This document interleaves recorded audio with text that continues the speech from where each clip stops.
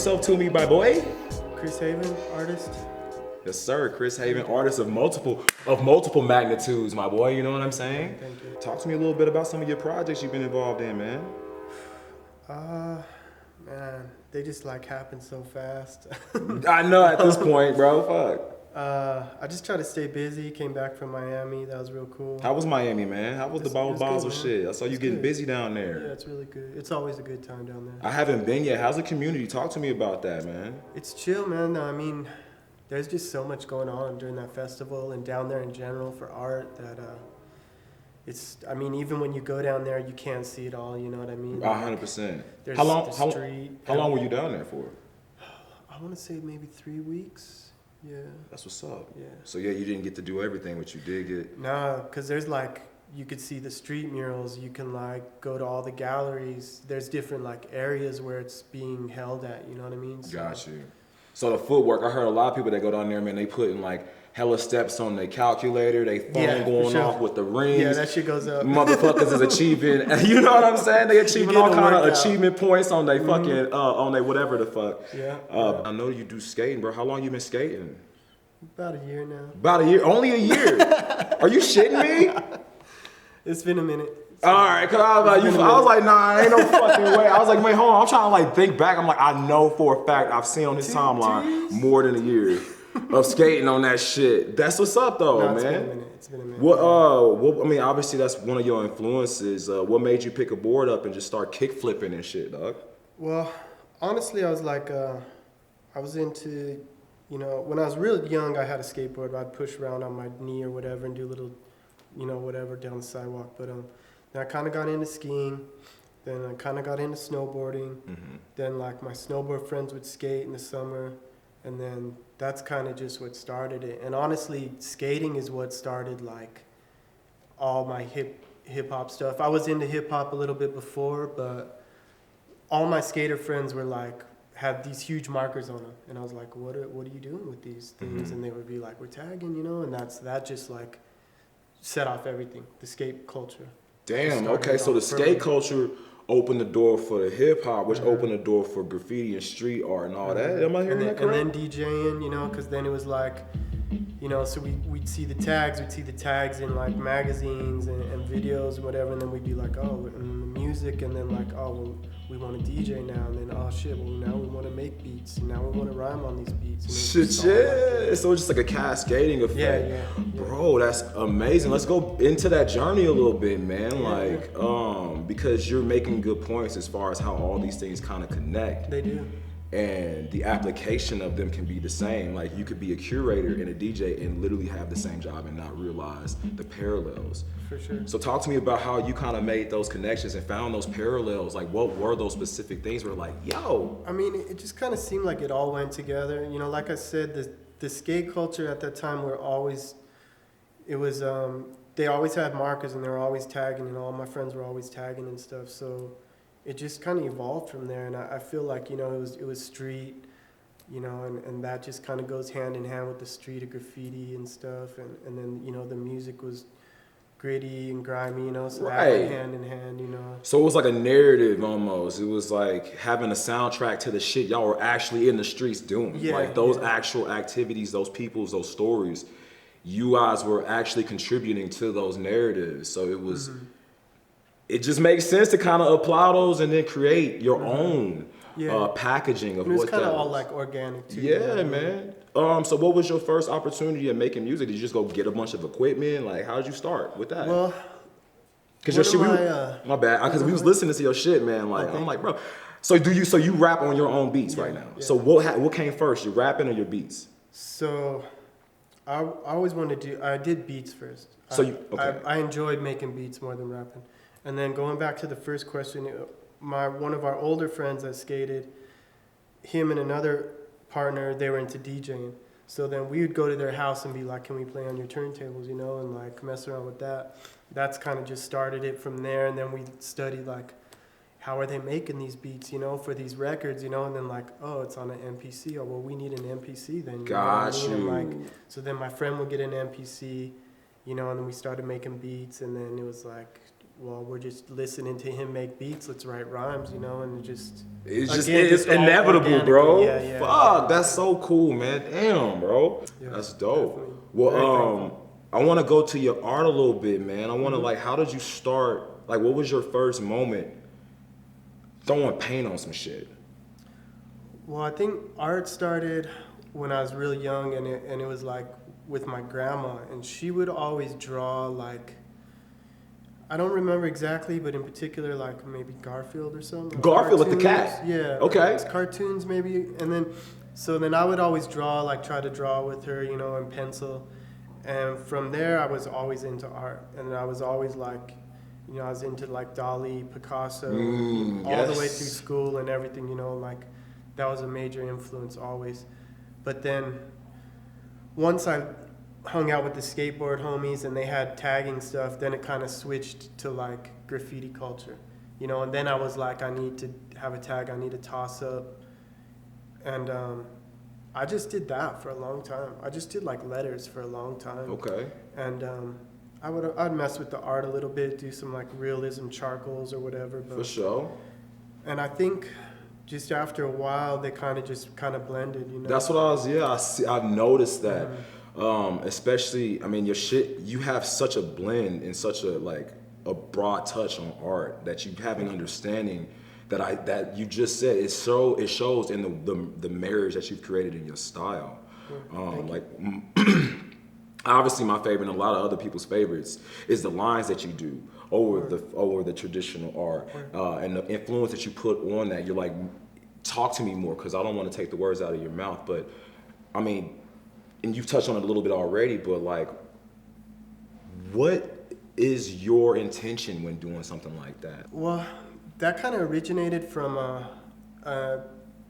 something I saw, and it was someone's art, and they had done it in a way where it was actually, I don't even think they meant to do it, and I just took it this way, but it was a picture, and it was like inlaid, and then there was graffiti inlaid, so it looked like it was like pushed back in the canvas. Got you. And I Damn. was like, that'd be fresh if I could imitate that on a canvas, and I was like, but I can't use graffiti letters, because this is like, it's already done in this photo, regardless if he did it intentionally or not. So my first one was like a canvas, white canvas, and I pushed the painting back, and I did like some bubbles, like abstract bubbles. And then for some reason, I don't even know why, but just the lines just popped up. So I was like, all right, I'm gonna do that same recessed style with just lines. And I did that for a while, and I had a show where I just did that whole thing. And then for some reason, again, I can't remember why, but I was like, I'm gonna just adapt that to the old paintings, you know what I mean? Right. So then I did that recessed with the lines over the old paintings, and then when I was getting those old paintings, I would see like these portraits. So then I was like, I'll just put it on someone's face, you know. And then from that point, it just kind of evolved to what it is digitally, and then the covers and everything. Bro, fire. Damn, man. I appreciate you for sharing that with me, because I always wanted to know, man. I look at them like, damn, bro. I'll show like, you the original one too with the bubbles and stuff. Yeah, please, man. I appreciate you. Yeah, please, bro. I'm excited to see that. Fuck, dude. Well, you know, on that, like, how did you know, where did the pyramids come from? Like, where did it all come from in those faces and those characters that you did? So that came, it was all organically again. We had a graffiti crew, and our crew name was AM, so it's the A with the M. Okay. And we would just tag that, you know, a bunch, and then over time, I would do like up and down tags where it's the A, the M below it. Okay. And eventually, if you notice that structure, you can kind of make a pyramid with just one, and then the M underneath it, and then that developed into like the tetrahedron symbol, which was an A and an M. And then from there, it just went three-dimensional to a pyramid, and then eventually just a face, and then a character, and then that developed. Fire, bro. What Thanks, the man. Thanks, bro. Yeah, bro, your that's not development, like happening, the way that you explain your development and how it just comes off so fucking clean, bro. It's like you just like. It's never been like, I mean, when I started, like I said, I was really into letters, and I would do like I just really love tagging. I love like writing my name, and then I love doing bubble letters. And then I was all right at Wild Styles, and I did a bunch of Wild Styles, but it got to the point where it's like I'm just being repetitive. All I'm doing is switching the colors. But at my start, I always wanted a character, and I would always try and draw like purposely, like make a character, but it just nothing stick, nothing. You know, it looked like someone else's or something, or it wasn't original or whatever. It just wasn't cool. So like that just all developed organically, and like. It's amazing. So that's why I push it so hard now, you know what I mean? Well, yeah, because it's one of a kind. I mean, I got the pillows. You see, I'm rocking the Scully right now. You know what I mean? It's definitely one of a kind, and when you see it, you cannot mistake it at all. Like, yo, I got the calendar too. Appreciate that, my boy, because you know I was hogging you about that. I was like, yo, 2022 coming up, man. I gotta get a new calendar. I know that you're involved in the NFT and the crypto situations. What is your take on it, man, and how do you feel about the current climate of it all? I think it's pretty interesting. I think it's pretty amazing. I feel like it's definitely going that direction, and really it's giving everyone the opportunity to almost make it in a new world. You know what I mean? Because you're going to have this reality over here, which is the real world, and then you're going to have this other virtual world. And right now, not much has been done over here. You know what I mean? So maybe you weren't able to be an architect in the real world. And regardless of what age you are, now you could try again to be an architect in this virtual world. You know, you could do anything you want in this world, you know what I mean? I love that. So the applications are infinite, and who you can be anyone. As far as the art, it's kind of just like real art, you know what I mean? If you support an artist and you want to buy their painting, then buy their NFT too, you know what I mean? Or support them that way, because either way you're helping who you like, you know, and you know, buy that art because you either are attracted to that art and you like it, or because you want to help that person. Or, you know, if you're a collector, maybe it does have like value, then you want to resell it, so that, you know, that's fine too. I feel that. And also I was going to add too, with the NFTs, it's really unique that you can address your own contract or utilities to it, because that just opens up a whole nother realm of like what you want to incorporate with the NFT piece you're selling, you know what I mean? Damn, that's and dope. Just gives you like, you can be as creative as you want, you know, and express in that way too. That's dope. Yeah, man, it's beautiful, man, the developments that are coming out of it, and you know, things that people are doing with it. And you talk about control, I'm noticing that it's more of a community controlled thing versus just one entity or one group of governors in that space. So, yeah, I mean, that's just dope. Generally, that's how crypto, they want to make it, you know, as a community, and it's controlled by a broad spectrum of people instead of just like these groups. Segmented, yeah. Exactly. Entities and things like that. That's and the dope. community's pretty genuine overall, because it's just made up for the most part of people who are creative and people who want to see, you know, people help each other and progress and be more creative and help, you know, the world and the community in itself. So I feel that, man.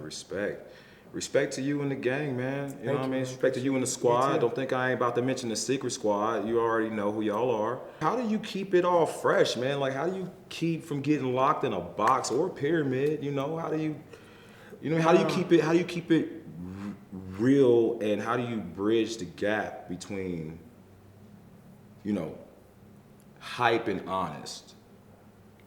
Because there's a lot in this world. I mean, I always just want to be original and creative. I think also too, it's to not get stagnant. I'm able to be like, I'm gonna skate if I'm not feeling art today, you know. Got you. And or I'll do music today if I'm not feeling skating. So I'm able to rotate these. So I'll have an idea and I'll be like pumped on it, and then I'll be like, I need to do that today, you know. And then so I'll be fully focused, and all my energy will just be towards that, instead of where I feel some people are like, if they're just one thing, you know, it might be hard for them to just continually create in that genre every day over and over, you know, and not get stagnant and not just be like, get bogged down, you know, or, you know, not be creative. It's because I understand it. It's tough. And it's tough for me if I have to keep going in like just art for a certain amount of time. You know, I like to do something and get it finished and then go to the next thing, whatever it may be, art or music. 100%. So it's about devoting that energy towards a thing instead of getting just jarred by it. You know what I mean? Jarred by it, excuse me. Yeah. And just, you know, I try to just knock it out, get it done, you know, as quickly as possible, cross it off and go to the next thing, you know. Love that, man. Yeah. Well, I know your grind is thick, bro. I know you got a lot in your bag, you know what I mean? It's just about what you want to do at the end of the day, man. And whatever makes you happy, man. I just appreciate you doing that and showing people that they can do that. Because you inspire the fuck out of me, man, like for real. Thank you. Seriously. And, you know, I'm actually really, really happy that I'm able to even talk to you. You know what I mean? Hear this from you. It's nice to actually hear, you know, you share these things, you know, these stories, you know, in the way that you do your thing, man. Yeah, I appreciate you guys taking the time, you know what I mean? Hell yeah, man. Well, hey, I want to share this with you. So this right here is a rosin hash hole. It's an infused joint. My boy Red Roots does it. Shout out to Red Roots Rolling Company. It's got 2 grams of flour and 0.6 grams of rosin hash in this thing. And I want to let you have that, my man. Smoke that when you want. You know, do it whenever you feel good. You know what I'm saying, man? I appreciate you for coming through, my boy. And blessings to everything you got coming up, my man, all right? Word up. Appreciate you. Let's see, who did I mention? I want to shout out Mad Skate Shop in Florida that let me do the pieces down there. Shout out my 2 homies that let me use their turntables. Sam, Dennis, big up. Want to shout out Peter. Had the idea for the calendars. Check out my art and music. Bless everyone. Peace. Thank you guys for watching. Appreciate it.